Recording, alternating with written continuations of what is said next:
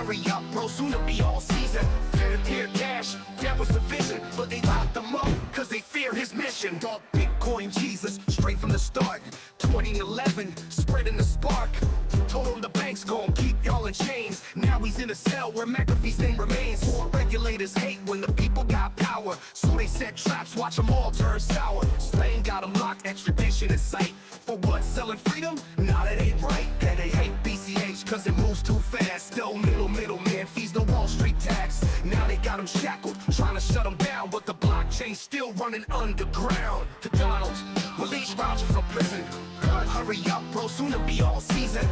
Peer cash, that was the vision, but they locked them up, cause they fear his mission. The boss can't hold a decentralized mind. The state wanna break him, but they way behind. 2024, it's a brand new race. Fiat's burning, they trying to save face. Inflation robbing every man and his soul. Meanwhile, BCA still playing his role. They print trillions, stealing your wealth, while Roger sitting in a cell by himself. The elites want control, they don't want you free. That's why they took them same thing they did to McAfee. They silenced the ones who exposed the game, but Bitcoin Cash still carry his name. Authorities in Spain have detained Roger for U.S. officials seeking extradition for alleged tax crimes. The same facility where Don McAfee was found dead in 2021. Some say this is politically motivated, but boom, beat drops again. To Donald, release Roger from prison. Hurry up, bro, soon it'll be all season. Peer cash, that was the vision, but they locked them up, cause they fear his mission. They scared of the truth, they scared of the chain, but BCH gon' break through the pain. Freedom ain't free, the war ain't done. They took Roger down, but the people ain't won. Roger, free Roger, free Roger, free Roger. Coin, cash is freedom. Roger, free Roger, free Roger, free Roger. Coin, cash is freedom. In the tyranny. Big Don already.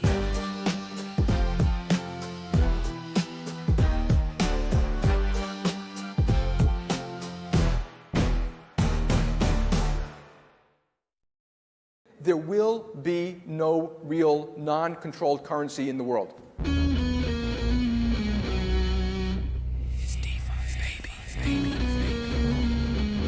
We're coming for you, banks. Listening to different podcasts, like in a whole different reality, which they think completely different things about Bitcoin. They have got my money in their banking system. I should be able to access it, right? Apple is live. There's a good number of fucking, like, pretty smart beat catchers.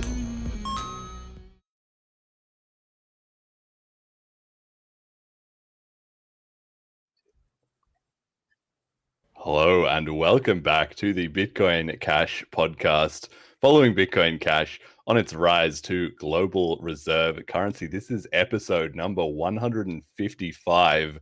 Moria USD V1 and Cauldron DEX featuring the Shadow Wizards, Dagur and Halvor. Today is Sunday, the 20th of July, 2025. I'm your host, Jeremy. Jet is doing the producing, same as always. Things are looking good on the markets. BCH is at rank 16, but has still pumped a bit in price. $538.04 for 100 megasats. One BTC sat buys only 219.6 BCH sats. We've improved on the ratio there.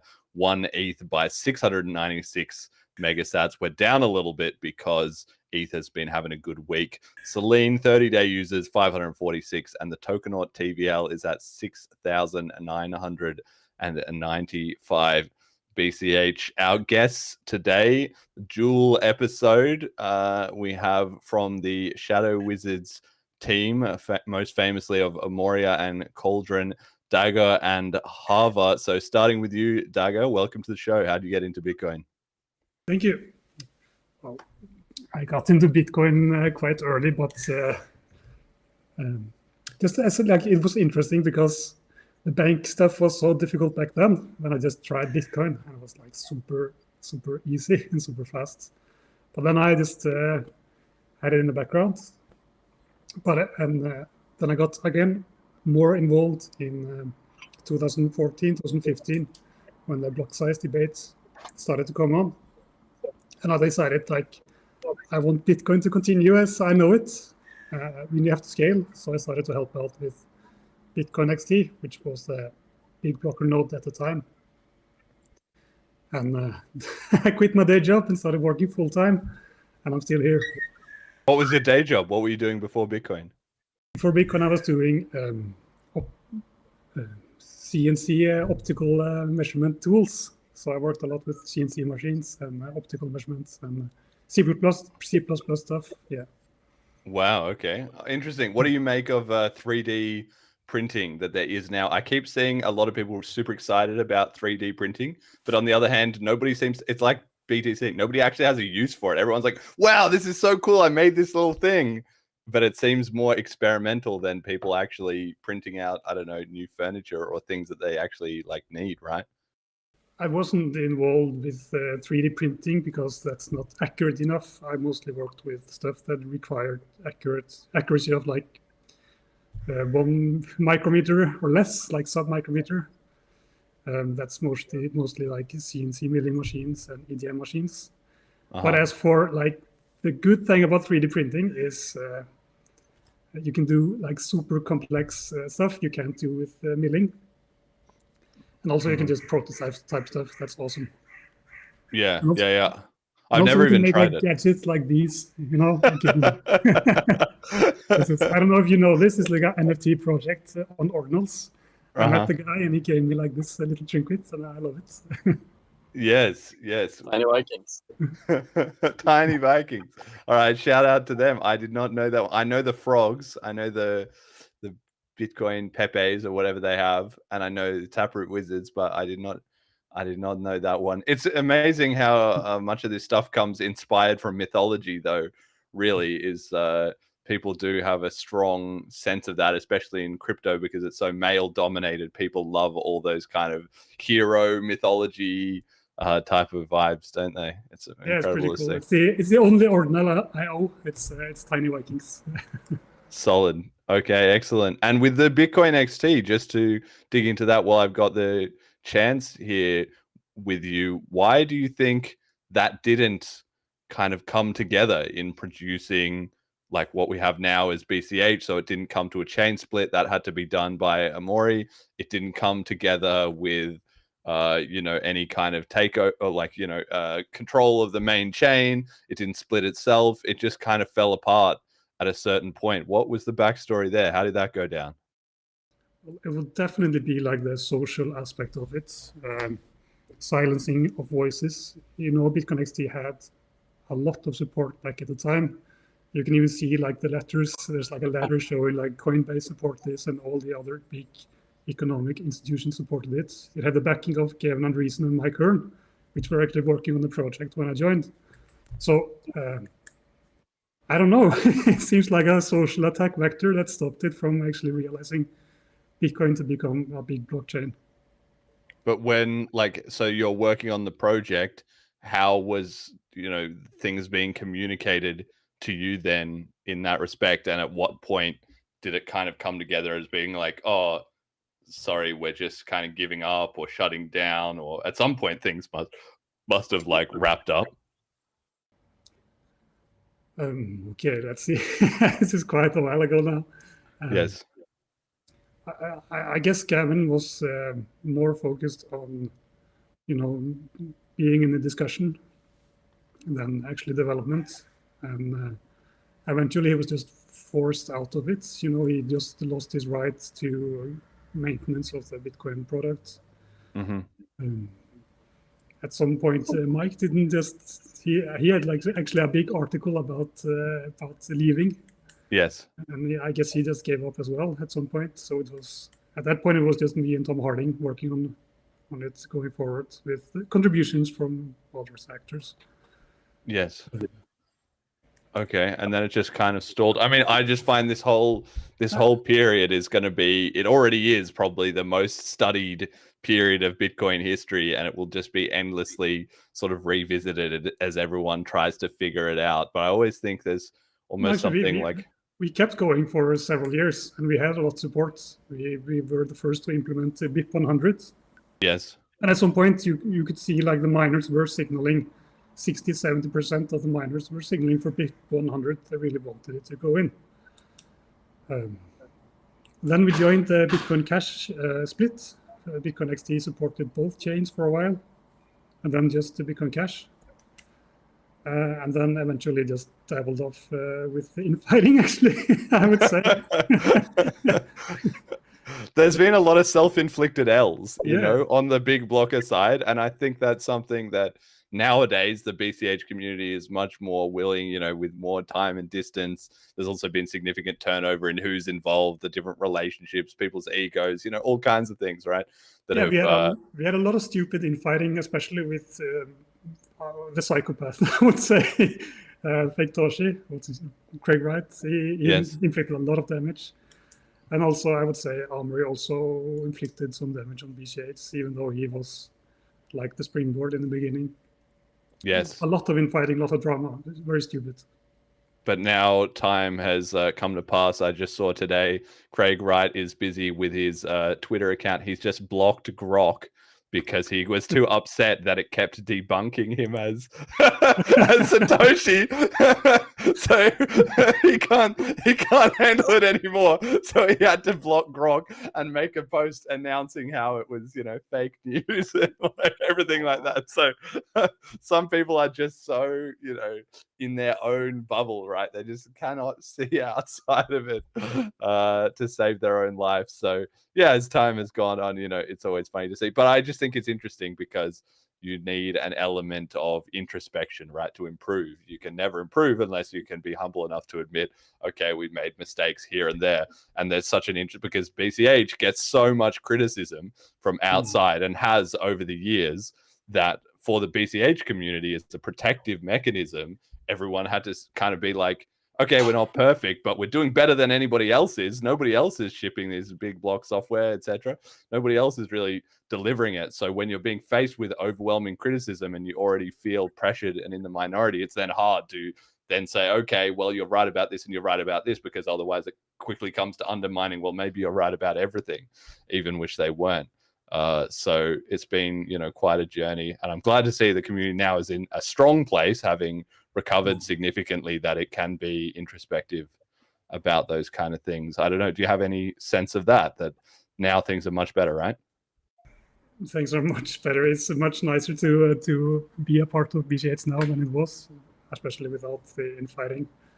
We acknowledge that like there are some limitations, and we gradually improve everything to accommodate, and we're very smart about it. We do it incrementally, slowly, but still faster than, you know, most other chains, because we acknowledge the problems and solve them the right way, I would say.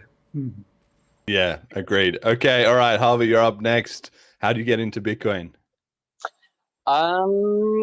I got into Bitcoin through I had heard about Bitcoin. I had some Bitcoin that I got for payment for mining Minecraft diamonds from my neighbor in 2014. But I was basically a child then, so I got really into Bitcoin in my early days at the Norwegian University of Science and Technology.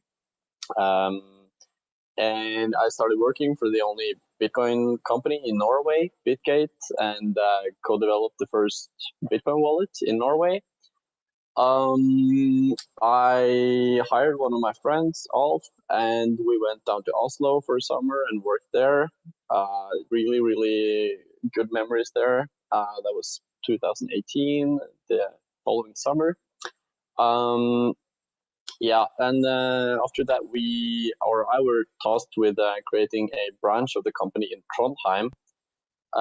So we found some other people. We had already created the Trondheim Blockchain Society. That was me, Jorgen Svenvik Notland, which is in Nexa now, but has been really a power player in BCH for the longest time, or for a good couple of years. And he's actually the older brother of Shadow Wizard number 9, Jacob, which is now principal engineer at Riffin Labs, and also co-founder of this Trondheim Blockchain Society. We had different meetups. This is where I met Dagur, and together we created a kind of a small co-working space, and this is where Dagur sits now. It's the Original Labs HQ in Trondheim with the beautiful swords and the Macintosh in the background, as you can see there. And yeah, this was also during the kind of last days of the block size wars, and me and Dagur, we developed a very good relationship and have been partners since. We have worked together on different projects. During my time at NTNU, I studied computer science. I also took other kind of courses that would accumulate into training me into becoming a rocket engineer. I worked in the space sector for 6 years. And 2 years ago, almost exactly 2 years ago, Dagur came up to me and said, Halvor, I think I know how we can make the world's fastest DEX. Can you help me make it fucking awesome? And I said, yes, of course. And yeah, now we're here. That's amazing. It's such a cool story. I think this whole area of like Scandinavia is so interesting with regards to Bitcoin, because you see that it's kind of seems like Bitcoin is already a small community, globally speaking, right? But as you're explaining there, it's so small in that part of the world that everybody kind of knows each other and kind of is keeping an eye on each other, right? It's very different to how things seem to operate in like the American Bitcoin scene or in China, right? Do you have any thoughts on that, right? What, like with people going to Nexa and things like that, they're going to be keeping an eye on BCH, right? And so I guess you'll be the first to know if they get interested in coming back. Yeah, absolutely. And of course, this typical thing of us in the Bitcoin Cash community, we have our arms open. We don't judge anybody. We don't hate anybody. We take in everybody and we take time and teach them. I sometimes joke on Twitter that when people tell me like Maxis and stuff, tell me that, oh yeah, please tell me why this and that, and I'll tell them you can maybe read the book or use google.com. But yeah, of course, we spend a lot of time to do this, Jeremy. I've seen you teaching people and with an open heart and out of love, actually, just informing them about what have happened and good stuff and also some of the not so good stuff. And when you earlier asked Dagur about some of the actual good use cases, just on a totally different note about 3D printing, actually 3D printing rocket engine burn chambers has a really, really big value. Just short rocket engine ran from me here. And this is because inside of the walls of the burn chamber of a rocket engine, you have these channels where all the oxidizer flows prior to entering the burn chamber and combusting. And this is to cool down the burn chamber of the rocket engine. And prior to the kind of advent of 3D printing, you had to actually mill all these channels out to regeneratively cool down the burn chamber so it doesn't melt because it's really hot, right? And 3D printing totally changed this game. And this is basically industry standard for super high performance burn chamber walls. So yeah.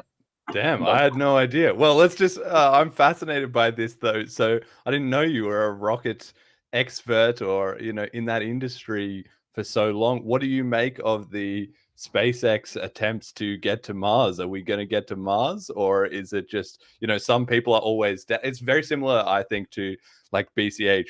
For instance, some people are always doubting and they can't really see, okay, right now it's not perfect, but it's going to get there. However many rockets he blew up, like before he got that first one off, I think it was 5 or 6 times. And then he finally got it. And then people said, yeah, and every time they find some new excuses and then eventually it gets fixed, right? Yeah, well, in the rocket industry and in rocket science in general, we speak of 2 ways of building rockets. It's the American way and it's the European or French way. And the French way, it's that you theoretically, over many years, often decades, develop a concept. You work as a rocket. This is why I'm not a rocket scientist. I'm a rocket engineer. We just build it. But in the European mindset, it's typical to theoretically develop a design over many years and several projects, and you have these insanely big structure of people and different institutions, and then you test it after 10 or 15 years. You finally test it, and then maybe it doesn't work, and then you're kind of screwed and you've wasted people's lives. Then there's the American way, where you just invent something and you try something and you make 10 rocket engines and you test them to the brink of like maxing them out, and you see who explodes and who which doesn't, and then you move on with the designs that worked, and you maybe learn from the iterations that blew up. And this is the American way. This has been my design philosophy of creating good, lean rocket engines on a shoestring budget. And I mean, this is the way to go. You have to crack some eggs when you're making an omelet, and this is the same for creating good rocket engines and creating lean good rockets on a shoestring budget and on a big like massive $1 billion budget. In terms of Mars, we are going there. There's no doubt about us going to Mars. NASA is going to Mars. China is going to Mars. UAE, they sent the first weather monitoring satellite to Mars years ago. And we have the Thor missions that also were like way back. There's going to be boots on Mars. It will most likely happen in the mid-30s, 2030s. And you have these phases of every 2 years. Mars and Earth is aligned so that you can travel from Earth to Mars in about 7 months. So you have to kind of hit that. But we are going to Mars, and SpaceX's current philosophy is to first send autonomous robots there that can do in situ resource utilization and kind of build up this small infrastructure of some communications tech and some resource extraction tech, and kind of build this kind of good, kind of half-finished habitat for people so that they don't start from scratch. So we are going there, and it's going to be glorious. Yes, amazing. Well, I completely agree with you about the rocket philosophy. I mean, I am very intrigued always by the European versus American debates on Twitter.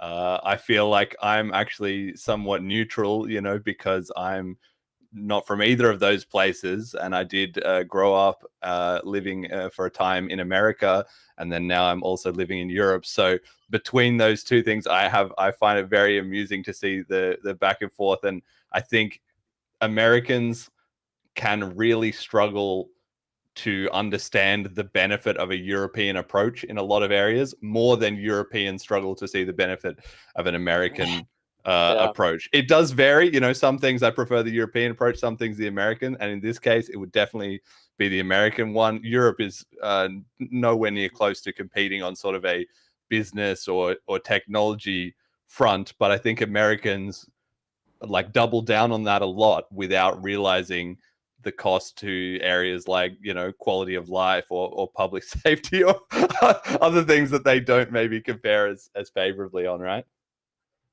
Yeah, I mean, it's two different philosophies of kind of running a country. I can mostly speak for Norway, and Norway is a super rich country, mostly due to natural resources of petrol and oil found in the North Sea. And when you find incredible wealth in natural resources, you kind of have a choice. Either you can turn taxes to zero and just live happily, and you can have an industry boom, right? And people can have the freedom to operate and create companies and scale them and make them big.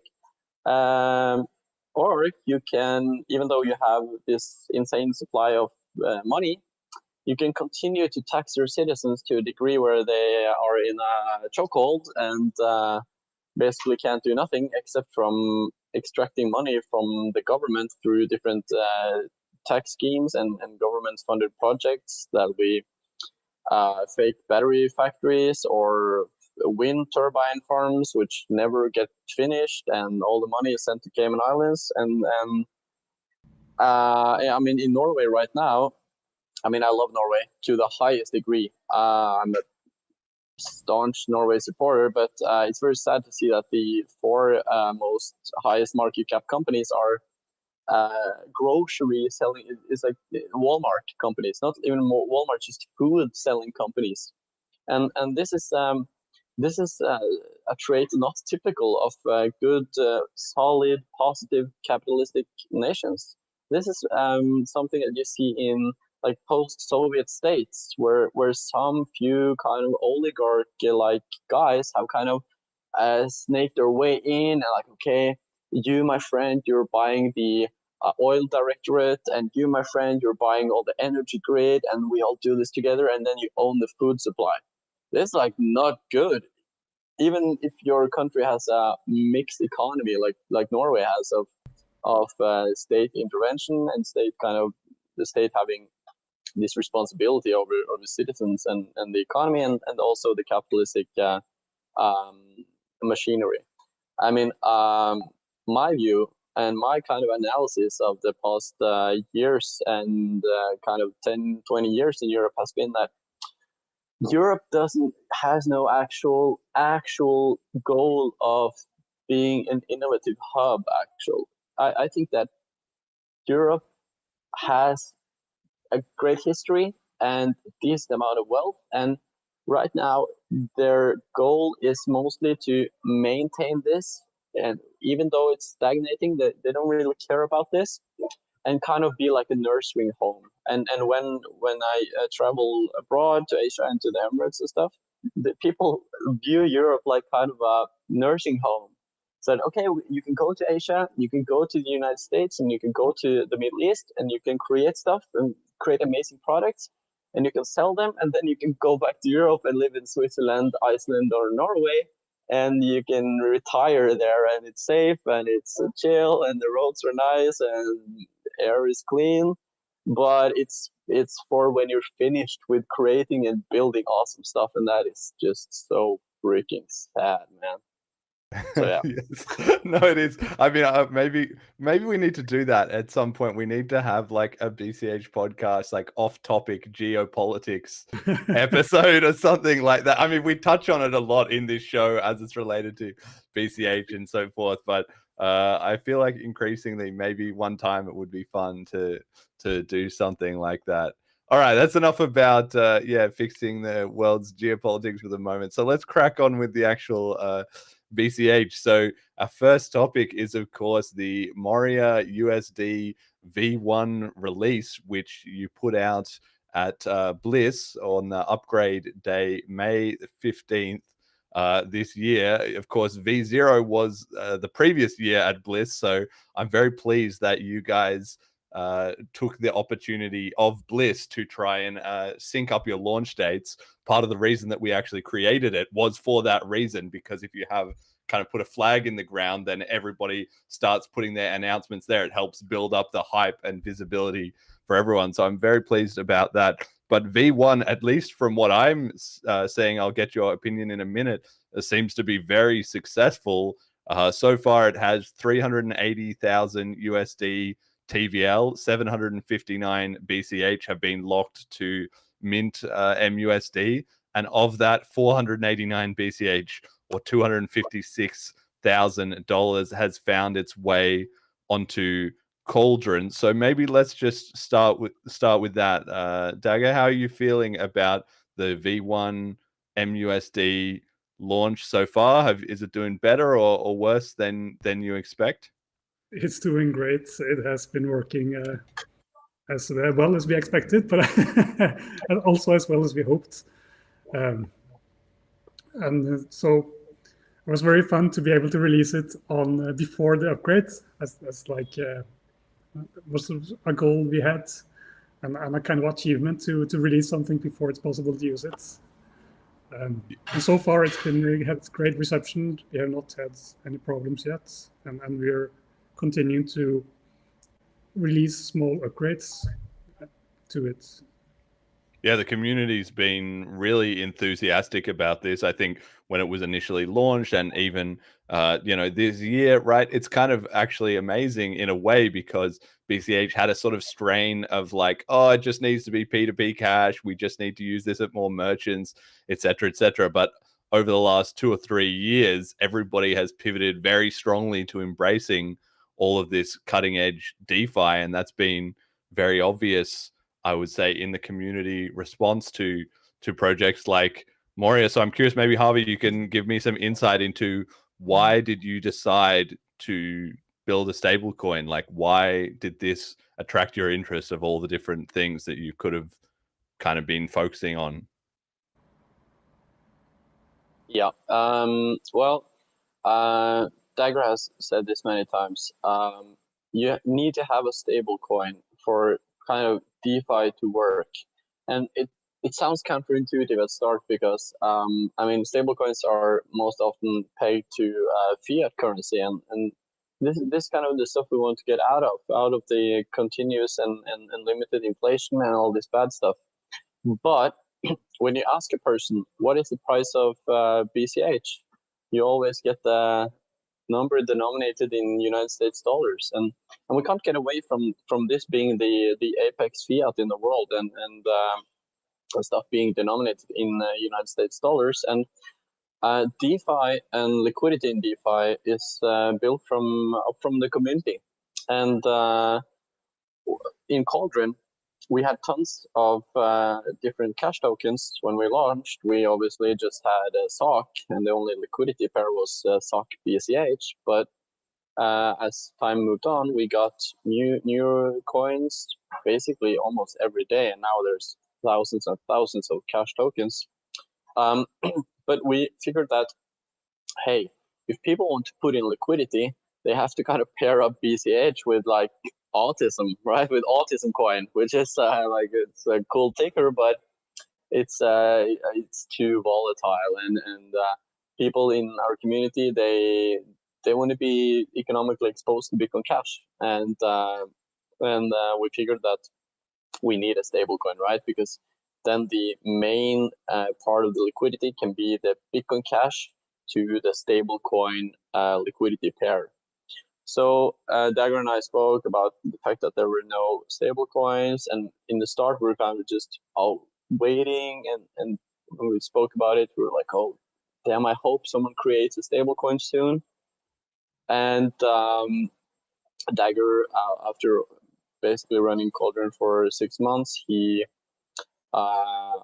through endless shower thoughts, I can imagine, he came up with a design for Moria protocol.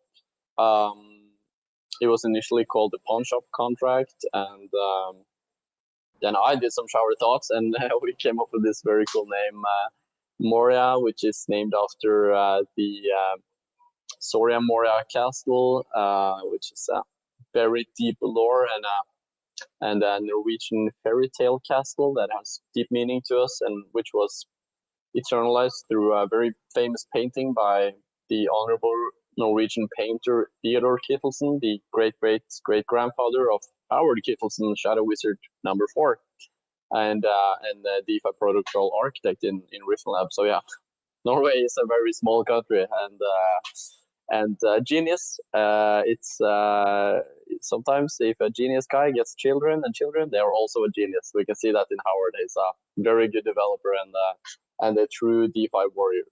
So we started working on this design, and we spent quite some time. We didn't want to push this out prematurely. And at Blizz last year, we did kind of an announcement of it, and we spoke about it in extent through Dagur's speech. It was a 0% interest kind of loan protocol where it was free, right? It was free to make loans. And for those not aware, the MUSD stablecoin in Moria works like this. You take collateral in Bitcoin Cash, you put it into a smart contract, and out you mint MUSD. And obviously, you have to have more collateral value than the MUSD you extract out. And at some point, you can get liquidated, because like when you take a loan for a house, you maybe put up 15% of the value in they call it security or collateral, which is what it really is. But that's like having a house loan. It's basically a trust me, bro, thing, right? You have to trust me, bro, when you go to the bank, and this is our philosophy. It's that the age of trust me, bro, stable coins, it's freaking over, and for Moria, since it's fully decentralized, you have to have more collateral than the actual coins that you extract out. So Moria is a loan protocol, and it's a stable coin created through these loans. And the mechanism keeping up the peg, it's called incentivized floating peg, and these two are interlinked. So yeah, that's the short story of Moria. We had a test phase of the V0 protocol, and we launched full production during Bliss this year. It was glorious and a very good experience. So much support from the community. Tens of thousands of dollars were instantly minted and put out as liquidity on Cauldron. And now in early July, we did a public launch, and we're really so pleased about all the good press. Cointelegraph, Cryptopolitan, I called it a USDT killer even before we had a production launch. Bitcoin.com News also wrote about it, and yeah, we will maybe touch up on the audit of the V1 protocol later. But yeah, we did the audit, and yeah, it was a 10 out of 10. So we were extremely happy about that. Yeah, it's amazing to see the community jumping in on this initiative. And I notice when I see in the Telegram group is that people are often trying to really dig into it before they put their money into it. You see all the times people asking questions about, there was one the other day, what if somebody buys all the MUSD on Cauldron? People are asking, how can my loan get liquidated? How can I add more collateral? What happens if the price moves up? What happens if the price moves down? What if some big whale comes in? What if there's not enough money to redeem coins, etc.? What if the site goes down? Like, you see people asking that stuff all the time. So I imagine over time you'll build up a good FAQ of answers and material in response to those. But I've been fascinated to see that people are they're very willing to engage with this type of thing, but they also take that don't trust, verify stuff quite to heart, and they really want to understand how it works. They don't just think, okay, some people have made something and let me just throw some money in. And a lot of good education is coming out of that. Dagur, I wonder if you have any thoughts about that. What has been either surprising to you or interesting to you in the community response and the user base? Has there been maybe a particular requested feature or something that surprised you? I would first off like to say that the community is obviously made out of independent thinkers, really smart people. They ask the right questions, right? And they also ask the hard questions. And there come many proposals. Some people didn't like that we moved from 0% fee. And there was a whole discussion, how can we keep this without adding interest rates? But in the end, you want a stable coin, and that's the easiest mechanism to do it. And I see your slide has it's based on Liquidity 2 version 2. Why was this design chosen? And that is actually a coincidence. The original contract was named Pawn Shop. You would put up BCH for pawn, and you would get this USD token. And and I was surprised to learn that I was not surprised to learn that it was familiar to something existing on Ethereum, because the Ethereum guys are very smart. They've probably done a lot of things before. But it was fun to see it was the most modern thing done on Ethereum. And to see it already existing with a massive success just validated the idea. So it was very similar to Ethereum, now to Liquidity, when we launched the original concept, except the redeem mechanism. And we tried with version 0, we tried out redeem mechanism, and it did work, but it wasn't super effective. So the right thing to do then is just to, okay, the Ethereum guys have thought about this a lot longer. They have the same idea, the same concept. We can just take inspiration from them, and that's why Moria version 1 is based on Liquidity version 2. Wow, okay. I didn't know that that was a case of kind of convergent evolution. Obviously, like you say, you know you're moving in the right direction where you're coming up with something and it's kind of making sense to you, and then you see somebody else is already there, somebody else already, rowing in that direction. You're like, oh, okay. It's like Halvor says, like just accumulation of shower thoughts. Like, what is the easiest way to do this? And this is the easiest way to do this. It's the same with Cauldron. Cauldron isn't like the contracts on EVM. It's much simpler. It's again like just what is the easiest way to achieve this, and that happens to coincide very well with the BCH UTXO model, which is very simple language, very simple concept, and it's like keep it simple and then build on top of that. Yes, and I've been very impressed with the way that, because BCH in a certain way was starting quote unquote behind, because the BTC VM that we sort of inherited had been stalled for so many years, not to mention then all the infighting in BCH, and then also being a small community with limited resources and the price going down. All of these are factors against the BCH script development and also the app and project development, right? And so over the last couple of years, when you're behind, if somebody is moving at a constant rate, obviously you need to be moving faster to catch up to them. You need to have a steeper gradient. And we've now got that. And I feel like we've now got at the point where we've caught up to, we were talking on the show recently about the quantum root stuff that Jason Dreisner is coming out. That's the same thing, but on a different area, the quantum area. And now with the stable coins, it seems like, so this V1 you would feel like is maybe caught up to the cutting edge on Ethereum. And if I had to predict, my guess would be that over the next 6 months, year or year and a half, whatever Moria is coming up with will start to lead ahead of what has currently been invented on Ethereum. Is that likely? I mean, not only is it caught up, but because of like the simplicity of the UTXO model, we achieve like greater things. Like if you look at the Liquidity version 2, like the smallest loan you can achieve there is like $2,000.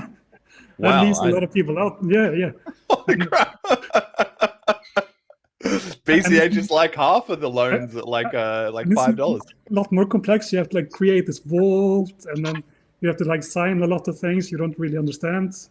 But for Bitcoin Cash, which is a much simpler protocol, you can simply just connect your wallet and just do the transactions. You're not like doing all this setup, like accepting the contract, creating a vault. I don't know if you tried to use it in DeFi on EVM. Yes. You're doing a lot of shit you don't understand, right? Yes. Well, that's why I always felt good, because anytime I've been doing, I have like $10 in my Ethereum wallet. So I'm like, well, the worst case scenario is that somebody steals all this money, but I would not be feeling confident. Some of those guys who are big Ethereum guys, they bloody better know what they're doing, because if they have a lot of money in these wallets, they're doing all these transactions. Like, I'm, full time on all this stuff, and I'm often feeling like this is a bit of a risky click here, So I'm going into like the security aspect as a user, but like, what can you do with $10 on Ethereum? Nothing. On what can you do on Bitcoin Cash? You can everything. Yeah, on Ethereum you can actually pay one transaction fee. Yes. Well, that's right. That's what I would put in enough, and I'd be like, okay, it's going to cost me like $3 to make this transfer, and then at $3 to transfer it out. So I may as well just like go all in and commit that it's all going to be burnt. The first time when I was using ETH and my transaction failed, and then it took the fee out, I was like, what is this bullshit? It didn't even work, and I still had to pay $2 for this. Yeah. Yes. With $10 you can approve the contract so you can use it in the future, but now your money's gone, right?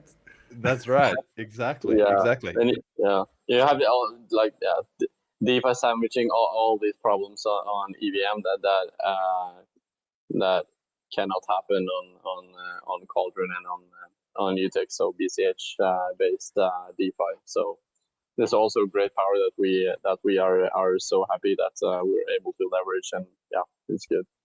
And we've caught up. We had to build this stuff from scratch.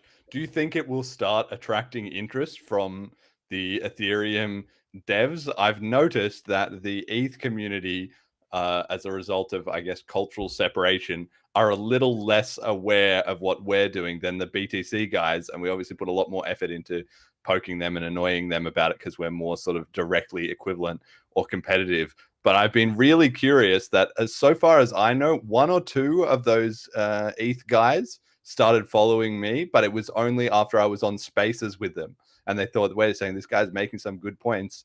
And then they followed me, but I haven't seen them popping up to ask any questions or anything like that. Do you think that this kind of stuff is going to catch on in the ETH community? Is like, wait, what are these guys doing differently? Or are they just going to be out of the loop for a while longer? Yeah, I mean, the Bitcoin people, their interest is to scale Bitcoin as Bitcoin is, and this is kind of where they're coming from in their attraction to BCH. The ETH guys, they obviously branched out of normal being Bitcoin guys to do this DeFi stuff, and they paved the way.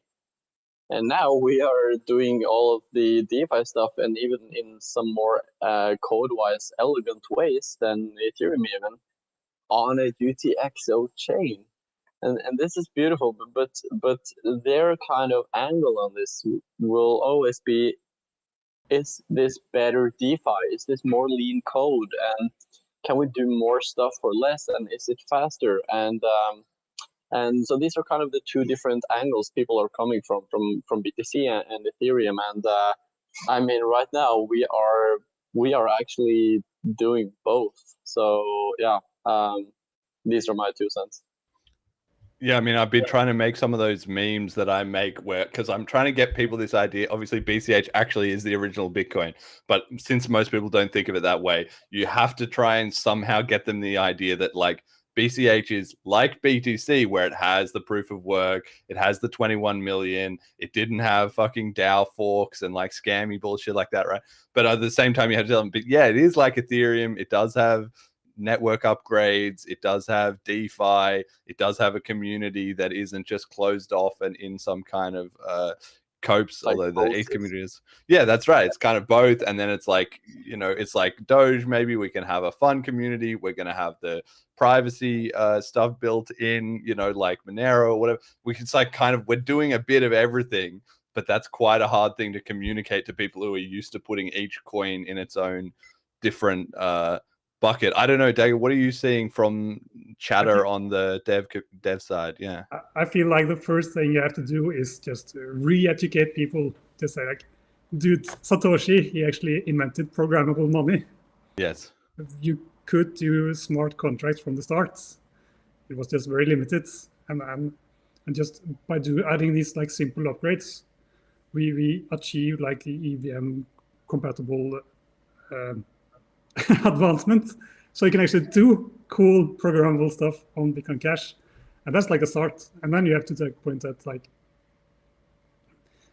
yeah, it's, you have to like change your thinking. It's not like you usually do when you're programming stuff. You have to, it's hard to keep track of states, but this, if you have to manage to achieve like this difficulty, you do create a lot better apps, because they're a lot more scalable, a lot more cheap. They're more user-friendly, right? You just connect your wallet and it works. You're not going through like advanced approval of contracts. And, when we manage to like come to great heights, like starting to make a lot of money, allowing other people to make a lot of money on DeFi, on Bitcoin Cash, of course they will come. Like, money is incentives. Yeah, that's right. Paul says in the chat, any liquidity goals for the MUSD BCH pool? For instance, it's gone from 100K to 260K the last few weeks. Liquidity attracts more capital, etc., in an upward spiral. Do you have any like internal team targets for the end of the year or by Bliss next year or something? Or do you just kind of say the more the better, like it'll grow as fast as it grows? Yeah, well, like all other stuff relating to Moria and Cauldron, we have just let this up to the community and just had organic growth from day one and until like present day.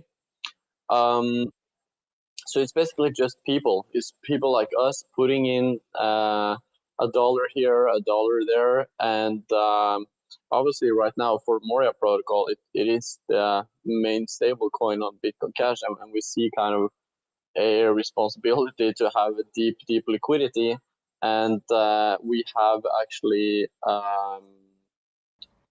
we have been intro to basically all the world's 10 biggest market makers and like institutional liquidity providers to put out liquidity on Moria. So, and we haven't done this yet. So we hadn't done actually this putting out millions of dollars into liquidity to the platform yet.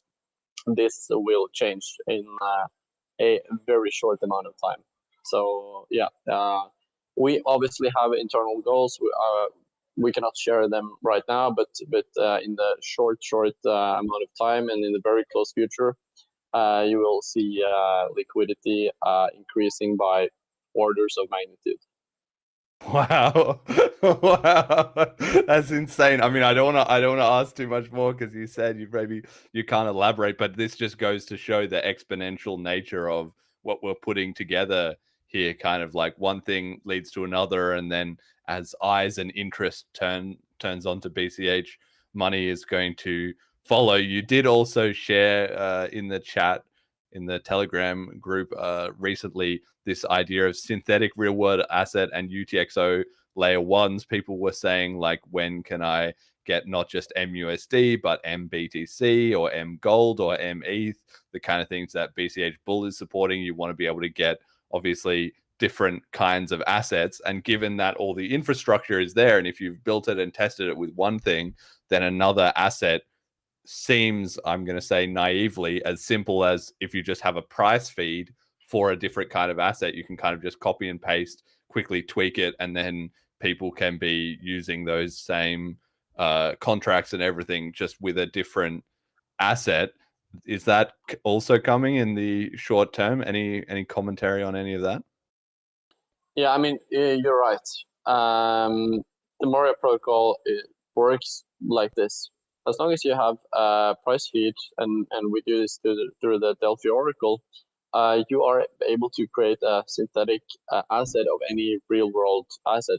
And we did this with the USD for MUSD, and you can do it with basically anything else as long as you have a continuous and stable price feed that Delphi Oracle can broadcast on chain, and that we can use for having the real Bitcoin Cash denominated price of the real world asset. And yeah, this goes for everything. Most of our community members have been most keen on having gold first.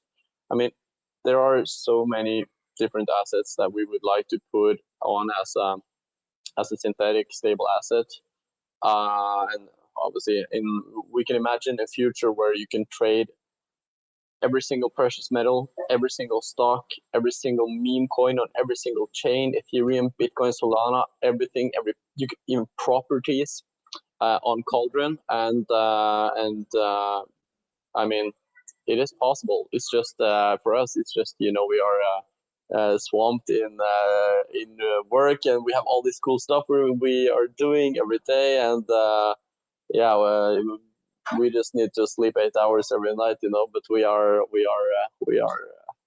on a mission here, and we will not quit until we have put the whole earth on Cauldron. Yes. Yeah. Yes. Well, this is perfect. What you're saying is just exactly coming to what I was going to bring up next, which is that I have said on this show before, I think even when we were, for instance, launching Selene Wallet, the idea that, okay, Bitcoin Cash is pretty good as in terms of anywhere in the world, any person, as long as they have a mobile phone and an internet connection, they can now get access to this global finance, cheap, virtually instant, et cetera, et cetera. But that in the future, we would be wanting to eventually put so much of the world's economy available through those same rails, because right now there's plenty of people that can't even get good access to just regular spending and receiving, but they definitely don't have access to the global capital markets, the stock markets, investing in different asset classes, whether that be cryptocurrency or metals or shares or anything else, right? Commodities. And now it's all sort of starting to come together. I'm so thrilled you guys are building this, because on the Selene side, all we need to do is just make some nice slick cash token integrations, and then everything just works from there. So we are probably only just a few months or a year away from probably what will in hindsight be regarded as the very quote unquote early versions of this concept, but it's only going to get better and better from there. Dagur, what do you make of this? Do you have any thoughts on the sort of wallet designs and things that have been going on, like with Selene, with Cashenize? To date, at least on the Selene side, we haven't really cooperated with you directly on building in Cauldron integrations and stuff, but that is something that we would love to do. Any thoughts on how? I kind of want to bounce the question back to you. Like, I'm hearing rumors of like Cauldron integration in Selene. Can you talk about that? Yes. Well, it's the same. It's the same as what Halvor said. We just have a backlog that's 10,000 things long, and we can't get to everything at once. There's part of me that has wondered to what extent we can quote unquote outsource this, but it isn't fixing the problem. It's just shifting the burden onto you guys, because obviously it's open source. Like, if we could maybe help you guys set up, and then you could build the Cauldron interface, you could build a Cauldron interface, exactly how you wanted, or according to what your users thought would be most usable for them. But at the end of the day, somebody needs to do the work. We're just all so busy, I can tell you what I like about Selene Wallet. Selene Wallet is extremely fast. If something happens in less than 100 milliseconds, it almost feels like to the human psyche that the computer predicted, or the phone predicted what you want to do. It just happens before you do it, almost like it's in your head.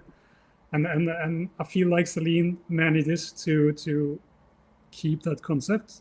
And I really hope that Selene is able to do, like, I don't know if you can even achieve this with Wallet Connect. If not, we should definitely develop something faster, because we are the world's fastest DEX, but we also need to have like the world's fastest wallets to support it. And I'm hoping like Selene can be that. And if you guys want to cooperate on that, yes, please. Yeah, definitely. We have a very basic Wallet Connect integration. I think things are going to improve significantly once we get the Cash Connect stuff. Still seems to be a bit under development, because that Selene was built, from the start as a HD wallet, which is like not the case with Cashenize, which I think is part of the reason that Cashenize has had an easier time, at least initially, with doing the Wallet Connect and making those slick integrations. We've been a little bit slower on that, but it will come around. It will pay off on the back end once the Cash Connect stuff comes out. We already have. I feel like Wallet Connect is like taking something from the Ethereum world and like trying to make it fit, but it doesn't really fit very well, which is unfortunate.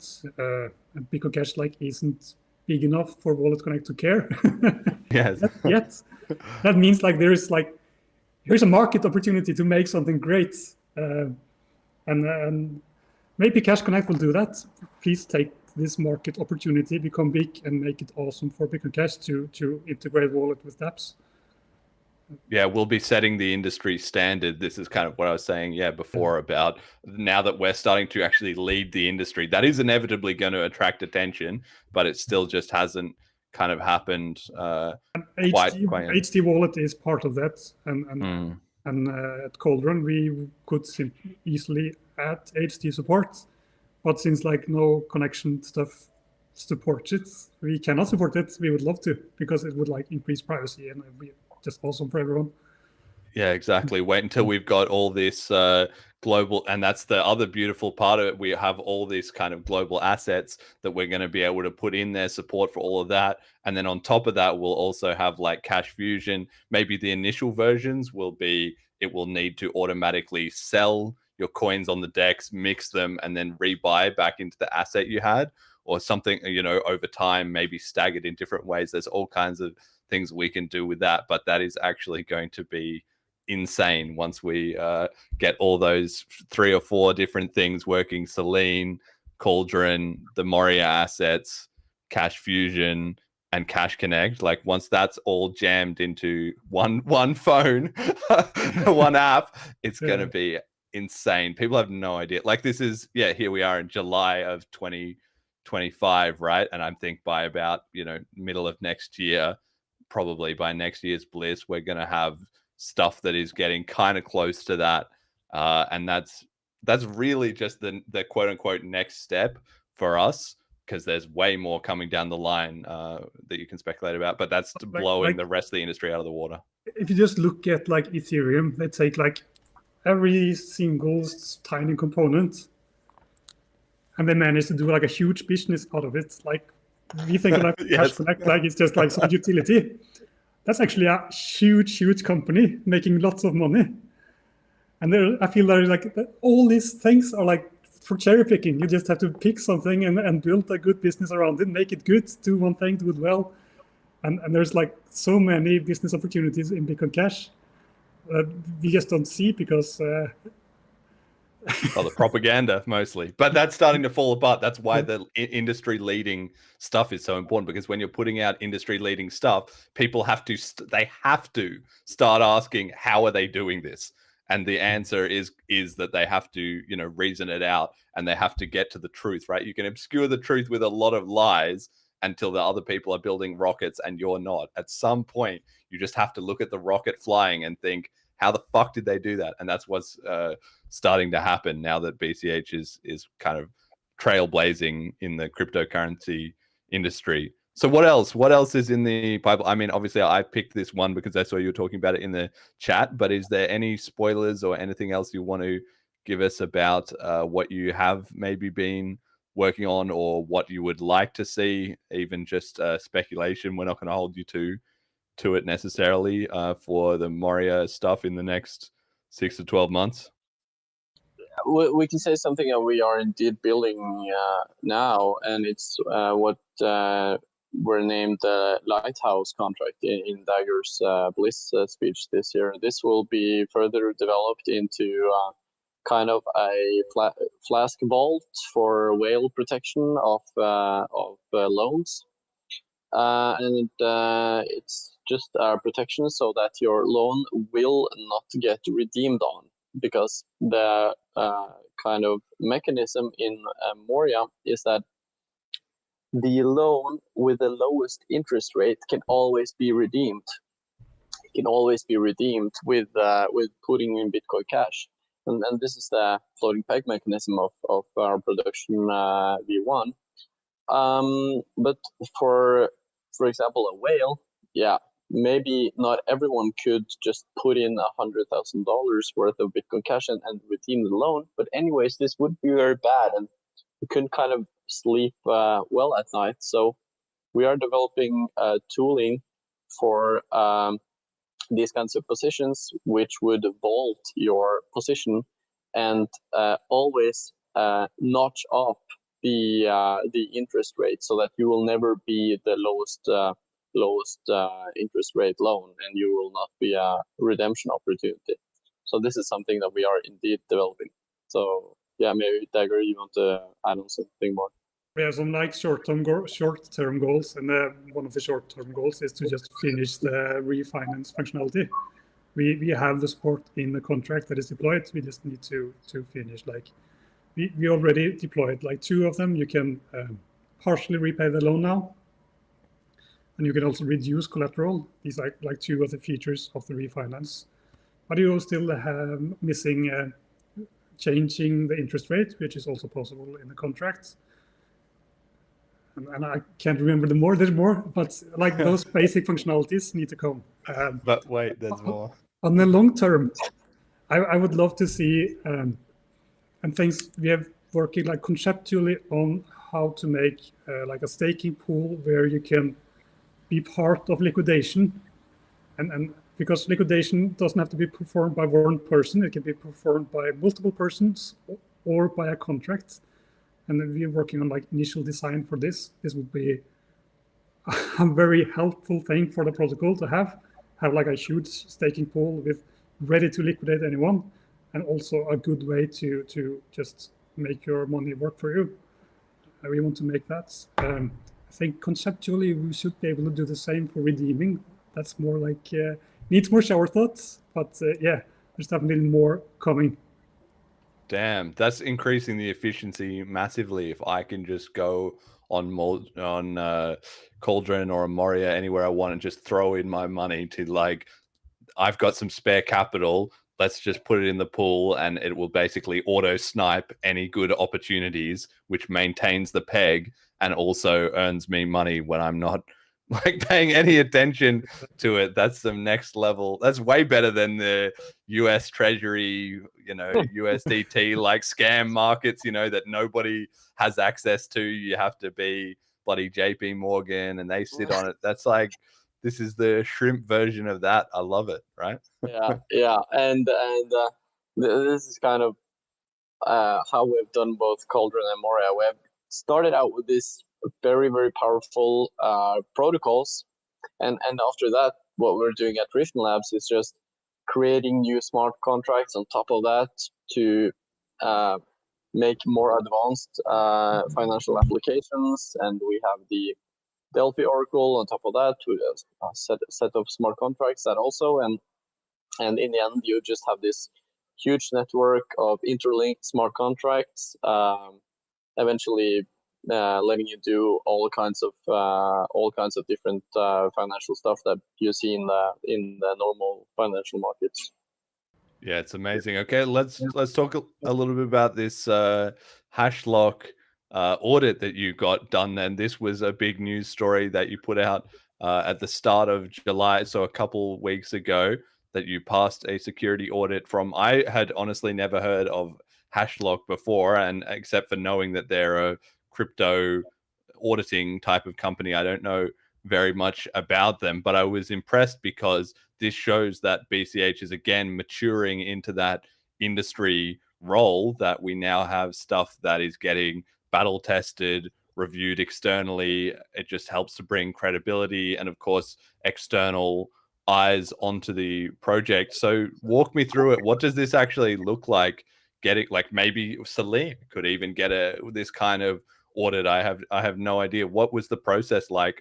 Did you guys go and talk to them saying we want the audit? Did they track you down and say, look, we can audit your stuff? How does that all come together in the background?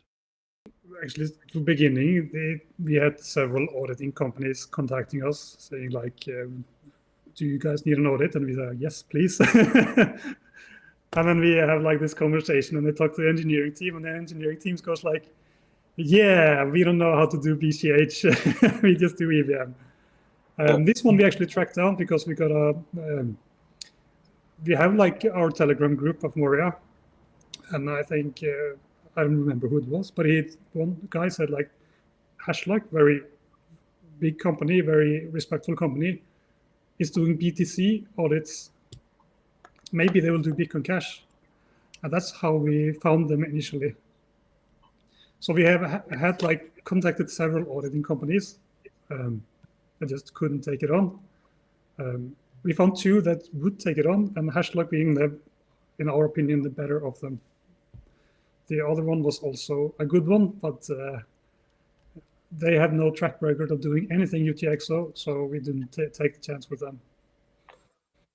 And then you found them, you said, hey guys, let's do the audit. They took a look at it.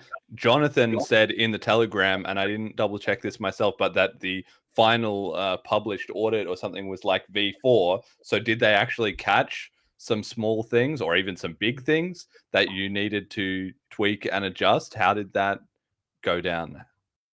They didn't catch, they had one false positive. Like they thought was maybe a thing. So we had like a long discussion with them to disprove like, no, this actually works. It is nice, they understand it. But also there was just iteration of like adding the logo to it and adding pictures. And that's why it's multiple versions. But yeah,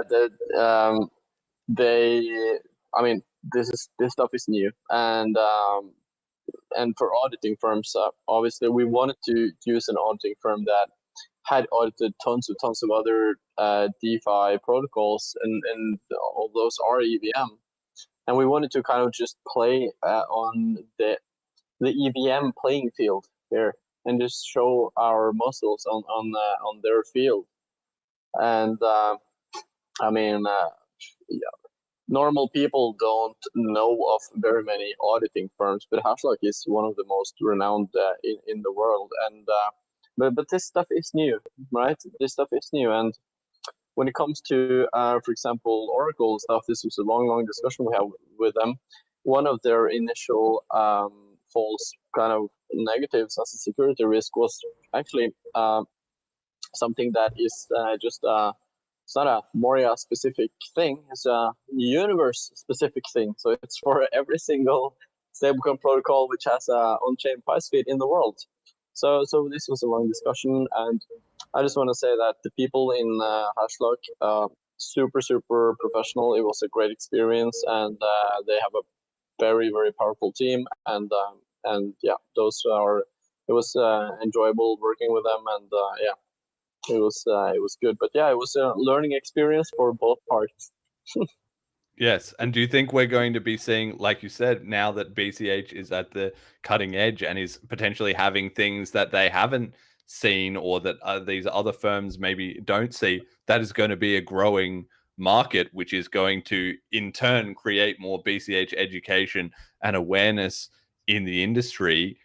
Do you have any suggestions for anybody considering this type of process, either from the auditing side or from the BCH product side, as to how they can, how they should approach this kind of problem, getting your credibility, I guess, assessed by an auditor? I don't know. I think that for us, for Moria, for a stable coin, I mean, this is such a vital organ in the big body of DeFi that we are working with here. So for us, it was kind of a must. We figured, okay, we need to do this. We need to have some third party just look at it and just say their honest opinion about it. And I mean, it was an extensive process. It was like a 2-digit number of people involved in the process, but this is too important not to have done. So for us, it was really a no-brainer. Yeah, makes sense. All right, let's move on a bit to Cauldron then. Obviously, your actual quote-unquote previous project, but they are overlapping in a strong extent. It's the premier BCH DEX. It has about 700 BCH TVL locked when I was checking it a couple of days ago. There's 181 tokens listed, although I'm sure many more have been created. Some have been filtered out, no doubt, and some of those are more legitimate than others, let's say. Give me a bit of a breakdown of how you see Cauldron as a team. How have you felt its success so far has been? Same as we talked about with MUSD, better or worse than you expected, and what's maybe next on the roadmap there? Well, for our team, we have a very strict rule of only hiring the best in the world. Jacob, Shadow Wizard number 9, principal engineer at Rift Labs, he is just finishing up his PhD in Bitcoin protocol development at the Norwegian University of Science and Technology.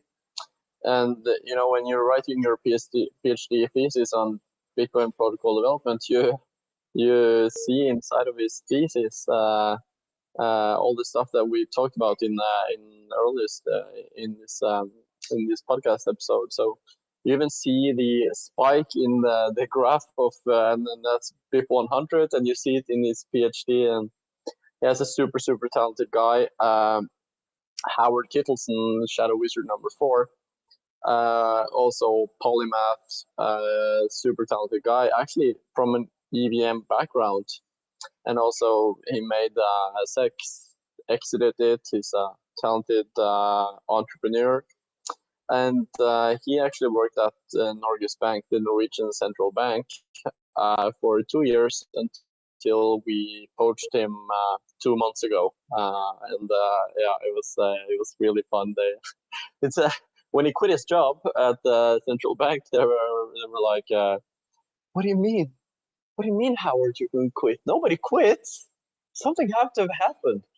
And it was like, no, I just want to build the world's fastest DEX. And they were like, what? They couldn't believe that someone would quit that lucrative job. But yeah, casting spells, it's something magical. So yeah, we only hire top talent, global top talent, and obviously there are more people. There's Nikolai Armisade, our community manager, and there are so many other people that help us and that contribute to all of the products in the suite of Written Labs from all over the world. And yeah, we have gathered this great team of Shadow Wizards, and everybody that does cool stuff is a Shadow Wizard. Everybody that promotes good DeFi and decentralized peer-to-peer money is a Shadow Wizard. This is not an exclusive club. All of us are in this together, pushing and just onboarding people. And for us, lots of our communities in places like Nigeria, and there we see all the time stuff popping up. They're having meetups, they're onboarding people, they're just showing them that you don't need a bank account. You can just have your phone and go into Cauldron or Quest, and there's a wallet for you. And you can just send people MUSD, and bam, there you have money. And you can buy stuff without getting preyed upon from your own government and their very, very negative money politics. Yeah, amazing. I see Yoshi Levo in the chat says Cauldron profits allowed me to donate. So there you go. Good stuff. I'm glad he's out there, making some satoshis. That's the whole point, right? We are unlocking these tools for people who need them. That's amazing. Dagur, what do you make of the Cauldron journey so far? Has it exceeded your expectations or not? What's the vibe? Well, first of all, I wanted to fix your slide because it says 700 BCH. It's 700 BCH and equivalent of tokens, right? So they. Yeah. Yes. No, okay, but otherwise, yes. Cauldron has had an amazing journey. We are growing really, really fast now. If you look at like DeFi Llama, if you look at like the last 2 months, have more volume than all other months since the Cauldron existed, and we're expecting continuous growth. That means that Cauldron is going to be huge this time next year. We're seeing more like serious tokens. If you had some already, Furu is one of the most serious tokens. There's an actual project behind it. Now we're seeing Paytaka doing first ICO, which is really cool. We're seeing lots of pump fund cash, yeah, going through. You're just seeing like growth on all metrics, and it is awesome. It's growing as we wanted to and as we hoped. Yeah, I've just looked up that graph. I've just asked Jet can maybe pull it up. This Cauldron graph, you can really, right? It's really like April and June and then into July. It's just like taking off like a rocket. This exponential, you can see this is slowly then suddenly in action right here, where you can see for the previous year, it had been flat, a bit up, bit down, kind of wobbling along, and then in April, it has just absolutely taken off. What was it that happened in April? Well, it's literally 31st of March. What is it here that you think has kickstarted so much interest? Was it the lead into Bliss maybe, or something else that happened, the price spike? I don't know. Do you guys keep an eye on what is driving the traction at any given moment? We just wake up. We just wake up every day and new stuff are happening, and new coins are started, and money is onboarded by new people, and new people discover Cauldron and Moria, and I mean, in EVM world, you see lots of projects having just some VC money and some sweet deal with a market maker, and they just push in like 2, 3, 4 million USD in liquidity, and they have like 200 users, right? And it's like DentaCoin, right? They have basically no users, and they have deep liquidity, so people can buy their freaking token. And I mean, this is good. It's a free market, but Cauldron has kind of been the opposite. We have right now just like thousands of people using it every day, and without actually having this slightly predatory setup where it's just some VC money and just buy the freaking coin and no users. So yeah, we've just been highly focused on having a good user experience and just having a pure, lean and elegant code. So yeah, it's gonna be ground up. Yeah, interesting. Yoshi Levo again in the chat is saying I've onboarded maybe 10 people to Cauldron in the last week. So that really is a case of, I mean, it's a bit of a entrepreneurial paradox, right? On one hand, they say build it and they will come, which is sometimes true. Once you have a good thing, people get excited about it and they share it to other people, and then suddenly you're growing out of nowhere. But on the other hand, you do have to be very, very good, and it has to get to a few initial users before that chain reaction can start. I'm curious whether either of you think that we will see a DEX competitor launching on BCH at any time soon. I mean, in a sense, the ecosystem is still quite small, so just having Cauldron is plenty good enough for the time being. But over the medium to long term, I would love to see another team competing. And you've put out Moria USD, and now Matthew is doing Parity USD, so that stable coin is going to at least have some direct competition. Do you think we'll be seeing another DEX team maybe come in and try and compete with Cauldron?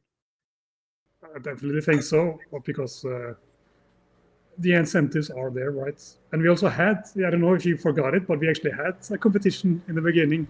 Yes. There was a. Are you talking about the? Is that like fex.cash? I think, yeah, or are you talking? Yeah, they were quite big in the beginning. Yeah. Had a lot of usage. So what happened to them then? Why couldn't they hack it? China. It is. They were highly focused on CRC tokens, which was a meme in 2023 due to the BRC meme being a meme. Then you have a meme on top of meme on top of meme, and then it's like, what are we doing here? And then also China. So yeah, it was unclear to me kind of who was the developers, what was the roadmap, what were they actually trying to do here. They had a decent sized community, but it was like fleeing. I mean, in Cauldron we have the Shadow Wizard Money Gang. It's just so freaking powerful, and basically all of our users understand how Cauldron works, and this is not usual in anything, right? Nobody knows how an iPhone works, but everyone has one, or at least or a smartphone, right?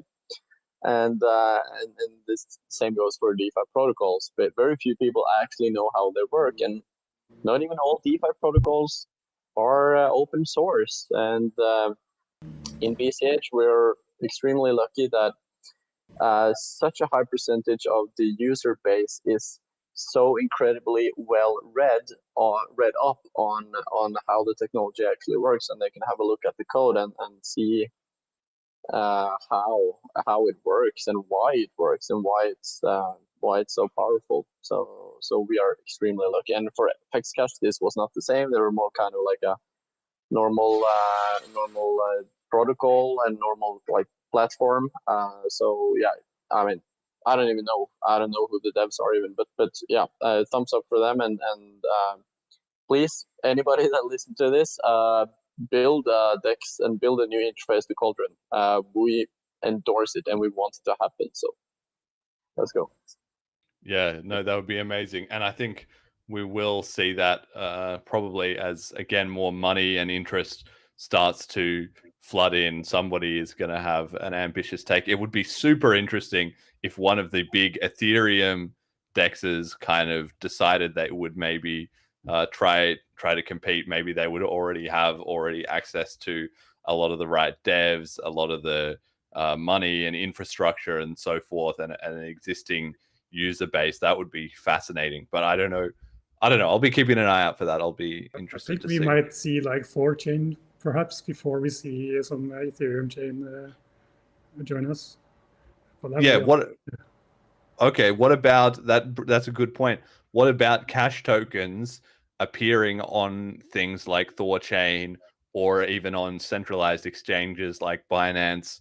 I know there was the proposal funded recently for the Blockbook integration, which I don't know the details of, but the general concept is that if we can get BCH cash tokens support into BCHN and into some other pieces of software that exchanges are already relying on, then they would be more likely that you could trade, for instance, MUSD directly on Binance. You could deposit, withdraw, etc. But that's a big ask from the exchanges side because they have to add that specifically for BCH, right? It's not just some universal technology on other chains.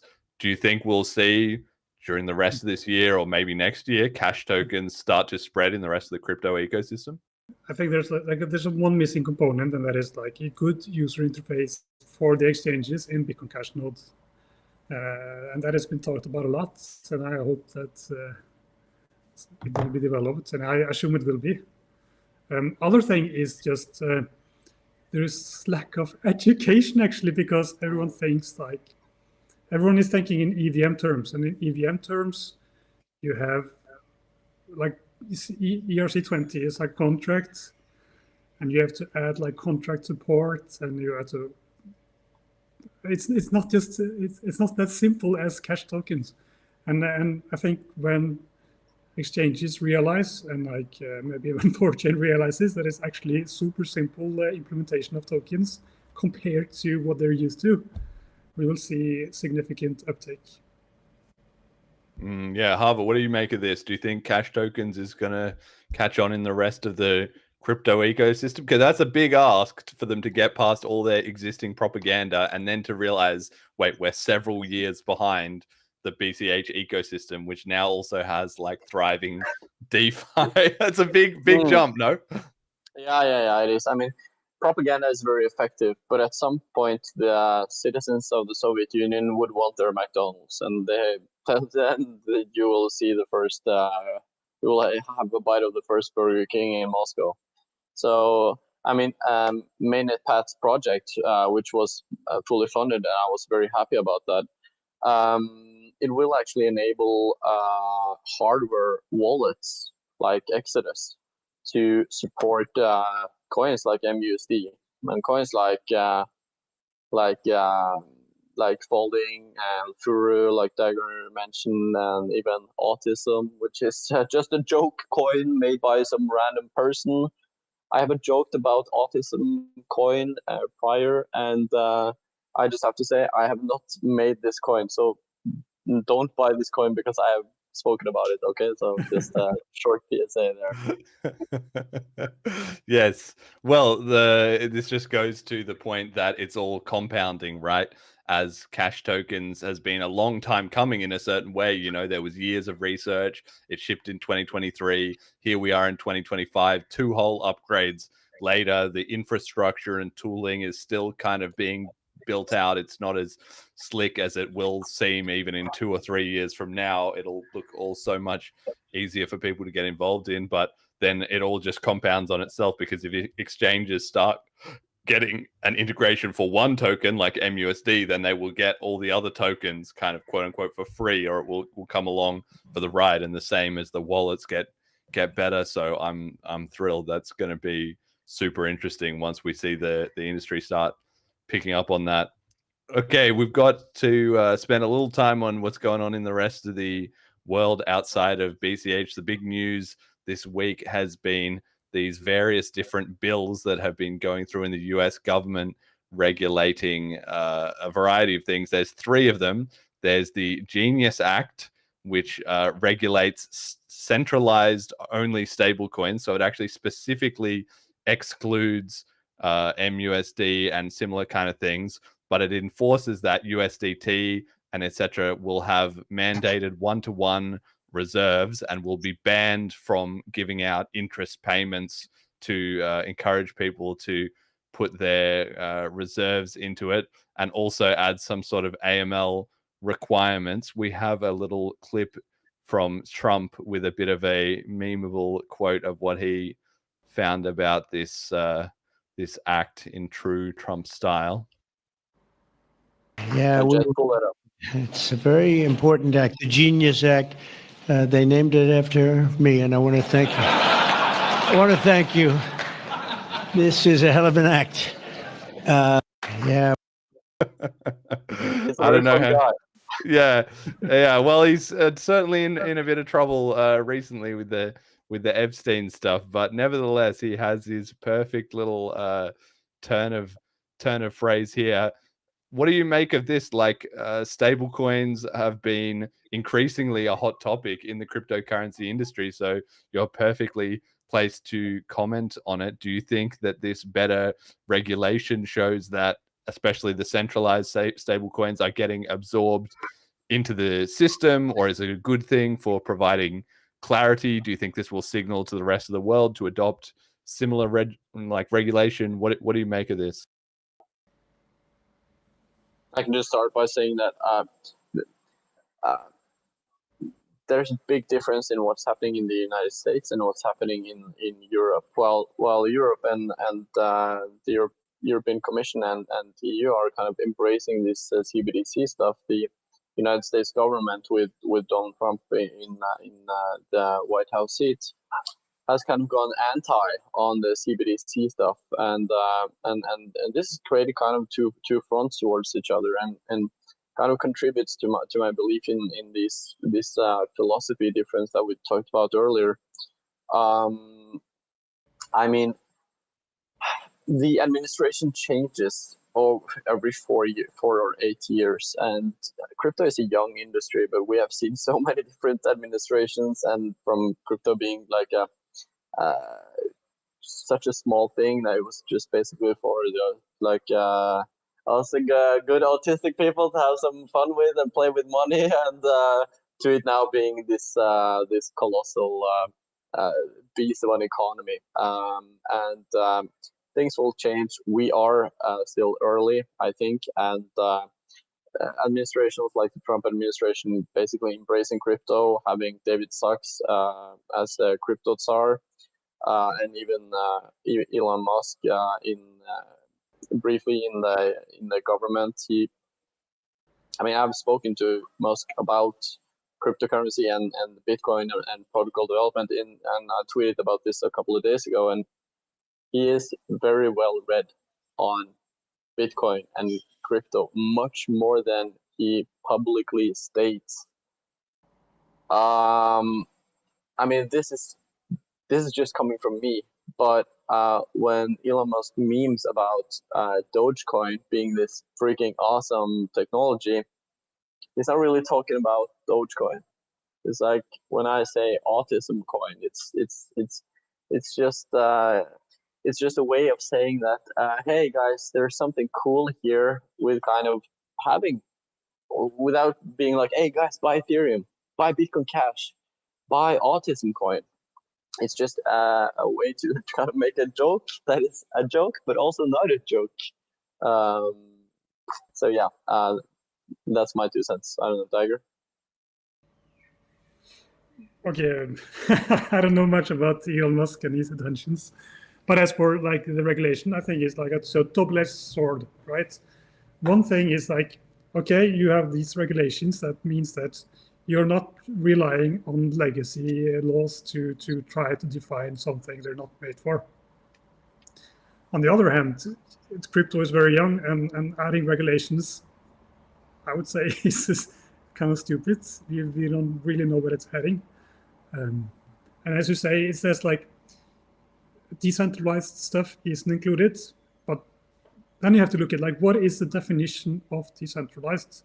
And I don't really trust it until I see this definition, because I know from the European side that the European regulations for crypto also exclude decentralized stuff, but that's super up for interpretation by each member state. like one member state might actually get it and understand the product and would say like, okay, this is obviously decentralized. It's just an interface to on-chain contract. While another member state might say like, oh, there exists a user interface where the user can log in and do stuff with money. That means like the user interface is a centralization point.